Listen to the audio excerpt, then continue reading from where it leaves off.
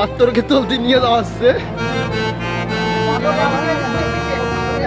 একদিক দিয়ে আছে রাস্তায় কাদা, তাই বন্ধুর কাঁধেই চড়ে বিয়ের আসরে। জীবনের সবচেয়ে স্মরণীয় দিনে সাজানো গাড়ি নয়, বরং বন্ধুর কাঁধই হয়ে উঠল বরের বাহন। সিনেমার দৃশ্য মনে হলেও ঘটনাটি একেবারেই বাস্তব। টানা বৃষ্টিতে কাঁচা রাস্তা এমনভাবে কাদায় ডুবে যায় যে বিয়ের গাড়ি তো দূরের কথা, হেঁটেও চলা ছিল প্রায় অসম্ভব। শেষ পর্যন্ত বন্ধুরাই কাঁধে তুলে বরকে পৌঁছে দেওয়ার দায়িত্ব নেন।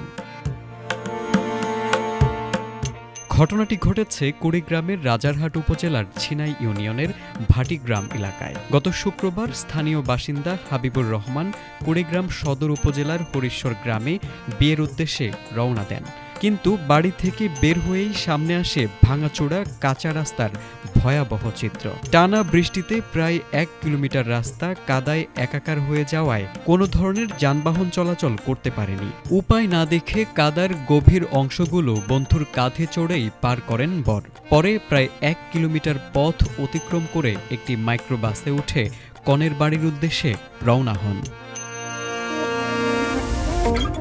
সোমবার এই ঘটনার ভিডিও সামাজিক যোগাযোগ মাধ্যমে ছড়িয়ে পড়তেই তা ব্যাপক আলোচনার জন্ম দেয়। অনেকেই বন্ধুত্বের এই অসাধারণ দৃষ্টান্তের প্রশংসা করেছেন, আবার অনেকে প্রশ্ন তুলেছেন একটি গুরুত্বপূর্ণ সড়কের এমন বেহাল অবস্থার বিষয়ে। তারেক আজিজ, এটিএন বাংলা।